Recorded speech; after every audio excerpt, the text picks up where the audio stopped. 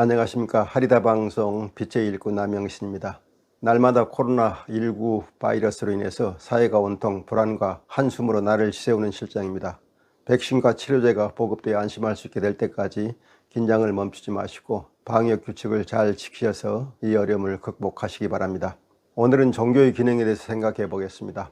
종교는 인류가 삶을 시작하는 때부터 줄곧 우리와 함께 있었던 것 같습니다. 초기에는 태풍이나 가뭄 같은 이상기후, 위협적인 동물에 대한 두려움, 미래의 불확실성 등 이런 것 때문에 태양, 달, 숲, 나무, 바위 같은 자연물을 숭배하면서 그것들을 대상으로 소원을 빌던 일부터 시작하였던 것 같습니다. 이런 신앙의 신관념이 생기자 보이는 물체에서 보이지 않는 신을 섬기는 대로 여행하였고 결국 유일신 신념을 형성하는 데 이르렀습니다.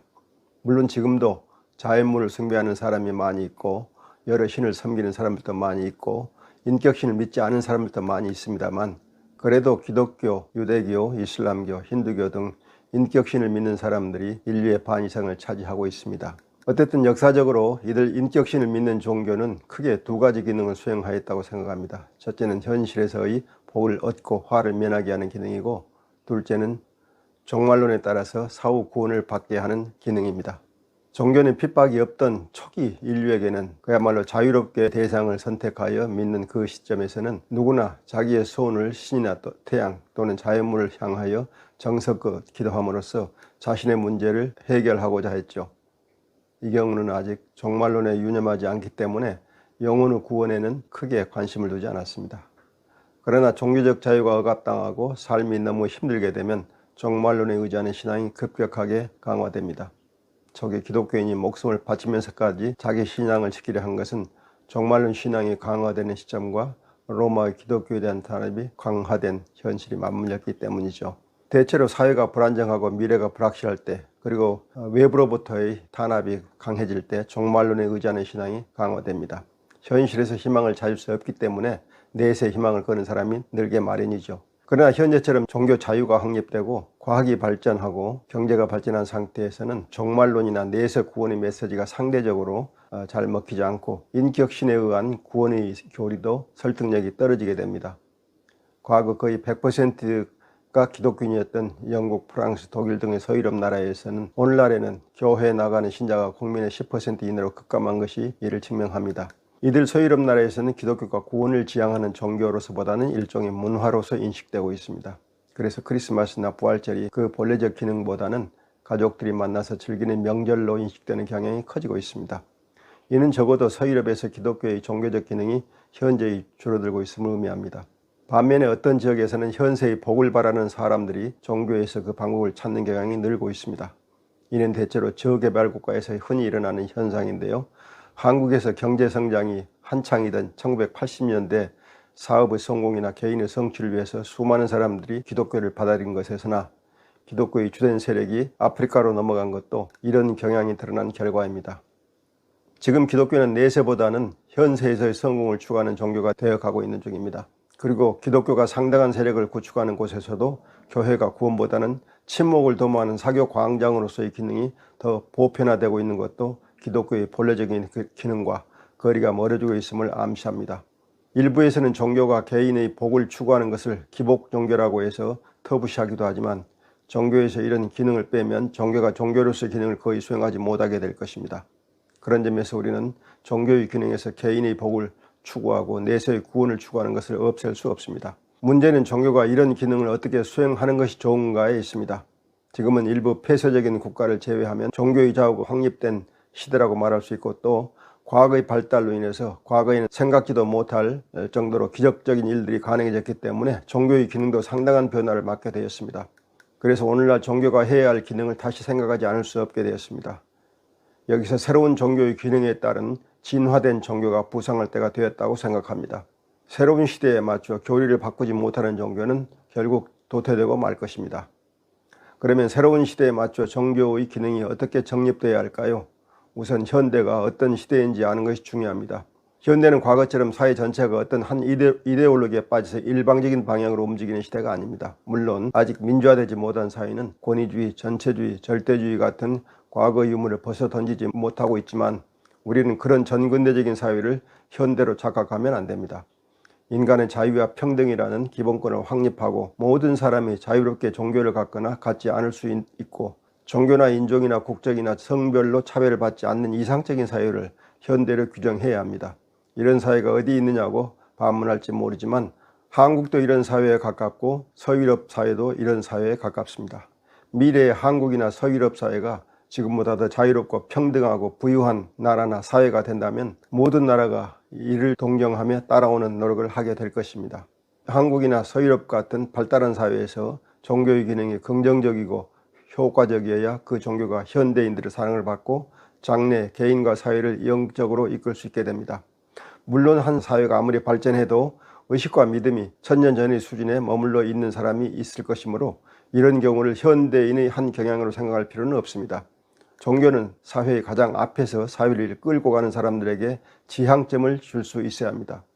과거에 매달려 사는 사람들을 과거에 안주하게 만드는 종교는 사회를 퇴보시키는 종교가 될 뿐입니다. 이런 기본적인 생각에 따라서 현대 종교의 기능을 5가지로 요약하여 말씀드리겠습니다.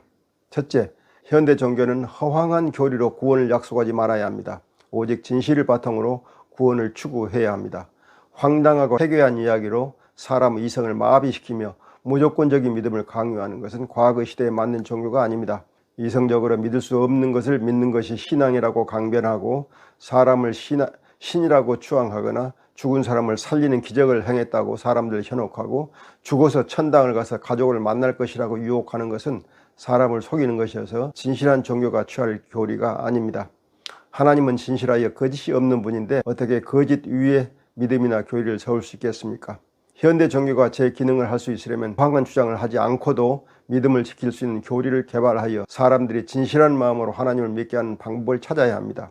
그래야 종교가 거짓과 결별하여 종교인이 진실한 가치를 추구하게 만들 수 있습니다. 그러지 않으면 자기 목적을 위하여 한없는 거짓말을 꾸며 사람을 속이는 방법을 쓸 것입니다. 현대 종교는 진실을 바탕으로 믿음을 일구는 길을 찾음으로써 종교인이 먼저 거짓이 없는 참된 사람이 될 수 있습니다. 둘째, 현대 종교는 개인이 정당한 방법으로 구원을 추구하도록 지도하여야 합니다. 이를 다른 말로 하면 의롭게 구원을 추구하게 해야 한다는 말입니다. 이렇게 함으로써 종교인이 정의로운 사람이 되는 길을 여는 것입니다. 어떻게 해서라도 자기만 구원을 받으면 된다는 식은 종교의 길이 아닙니다. 그것을 하나님도 바라지 않으실 것입니다. 종교인은 일반인보다 더 정의관념에 투철해야 할 것입니다. 하나님의 의로우신 분이라는 것을 종교인이 다 알고 있지 않습니까? 그러므로 구원을 정당하지 못한 방법으로 추구하는 것은 죄를 짓는 것입니다. 정당하지 못한 방법이란 부도덕하고 비윤리적이며 불합리한 방법을 가리킵니다. 과거 종교의 일부 교리는 개인의 구원을 부도덕한 방법으로 추구하는 것을 용인하는 경향이 있었습니다. 대부분의 종교가 이교도를 핍박하고 죽이는 것이 하나님을 기쁘게 해드리는 일이라고 생각했죠. 천주교가 십자군에 응하여 전쟁을 하다가 죽으면 과거의 모든 죄가 사해진다고 부추긴 것이나 이슬람교가 적군을 죽이면 천국에서 아름다운 처녀를 상급으로 받을 수 있다고 부추긴 것이나 일본의 서불교가 적의 목을 베는 순간 극락이 예약됐다고 부추기는 것이 그 예입니다. 이런 부추김은 종교가 앞장서서 불의를 전파한 것이며 하나님의 정의를 배반한 것입니다. 이런 극단적인 부추김이 아니라도 대체로 기성 종교는 자기 종교나 종파와 다른 사람들을 배척하고 적대시하는 것이 현실입니다. 또한 재산을 바치는 것을 복을 받거나 천국에 이르는 지름길처럼 생각하는 것도 의로운 방법이 아닙니다. 구원을 믿기로 사람을 협박하거나 위협하는 것도 정당한 방법이 아닙니다. 자기 종교를 믿어야 구원을 얻고 믿지 않거나 다른 종교를 믿으면 지옥에 갈 거라는 등의 위협이 대표적으로 부당한 방법에 속합니다. 현대 종교는 구원을 정당한 방법으로 추구하는데 교리의 초점을 맞추어야 합니다. 그러지 않으면 정의를 추구하는 현대인에게 배척을 당하게 될 것입니다. 셋째, 현대 종교는 그 안에 악을 포용해서는 안 됩니다. 악인이 구원을 추구하는 것을 용납해서는 안 됩니다. 종교의 존립이나 세력 확장을 위해서 정치인이나 권력자의 악을 용인하거나 헌금을 많이 낸다고 해서 악을 선으로 포장해 줘서는 안 됩니다. 종교는 선을 추구하는 기능을 해야 합니다. 현대인은 종교가 하는 일이라고 해서 무조건 다 선한 것으로 인정해 주지 않습니다. 탈무드에 이런 말이 있습니다. 선인이 술집에 간다고 해서 악인이 되는 것이 아니고 악인이 예배당에 간다고 해서 선인이 되는 것이 아니다. 이 말은 교회가 악인에게 인격 세탁을 해주는 곳이 되어서는 안 됨을 귀띔하는 것입니다. 사회에서 각종 악을 행하는 자가 교회에 나가서 열심히 예배드리고 헌금을 많이 내는 방법으로 자신의 악을 세탁하도록 용인해서는 안 됩니다.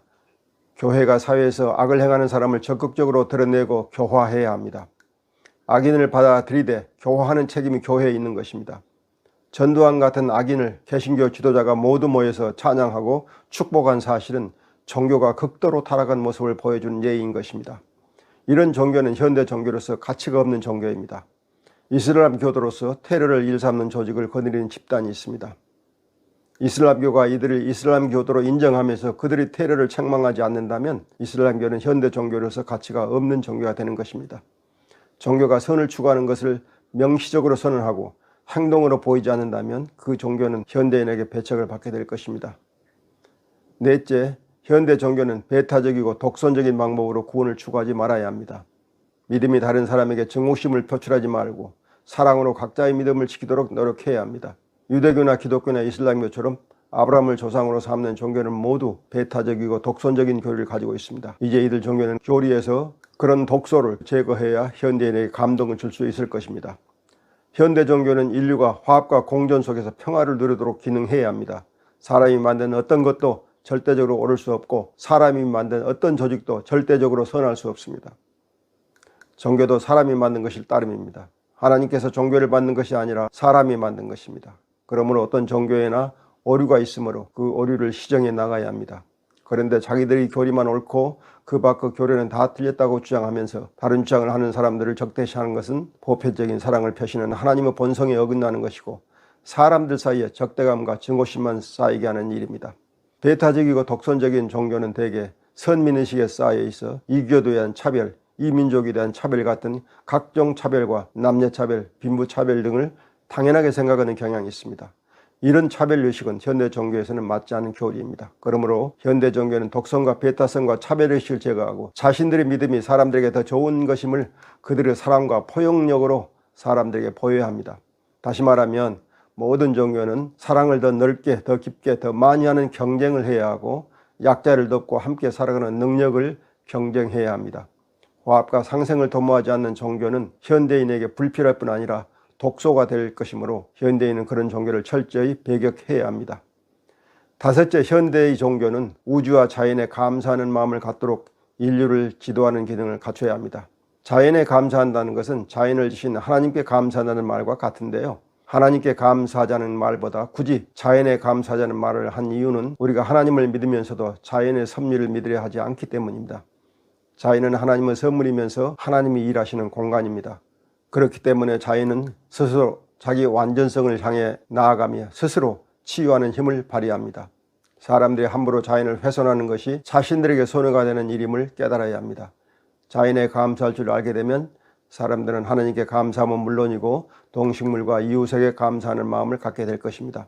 자연이 있는 것만으로도 감사할 일인 것처럼 이웃이 있는 것만으로도 감사할 것입니다. 그래서 인류가 서로 사랑하며 평화를 누리고 살 수 있는 것입니다. 감사하는 마음은 하나님이 주신 우주의 가장 아름답고 선한 것을 내 가슴에 품을 수 있는 마력을 가진 힘입니다. 그래서 우리가 하나님께 기도하기 전에 먼저 감사하는 마음을 품어야 합니다. 이제 제 말씀을 마무리하겠습니다. 현대 종교는 첫째로 정의롭게 구원의 문제를 추구하는 기능을 해야 하고, 둘째로 진실하게 구원을 추구하는 기능을 해야 하고, 셋째로 선함으로 구원을 추구하는 기능을 해야 하고, 넷째로 보편적인 사랑으로 구원을 추구하는 기능을 해야 하고, 다섯째로 인류가 우주와 자연에 감사하는 마음을 갖도록 이끄는 기능을 해야 합니다. 현대 종교는 개인과 인류를 의롭고 진실하고 선하고 사랑과 감사가 넘치도록 이끌어 구원에 이르도록 기능해야 하는 것입니다. 오늘 말씀 이것으로 마치겠습니다. 끝까지 들어주신 여러분께 하나님 은혜가 충만하기를 축원합니다. 다음 주에 뵙겠습니다. 안녕히 계십시오.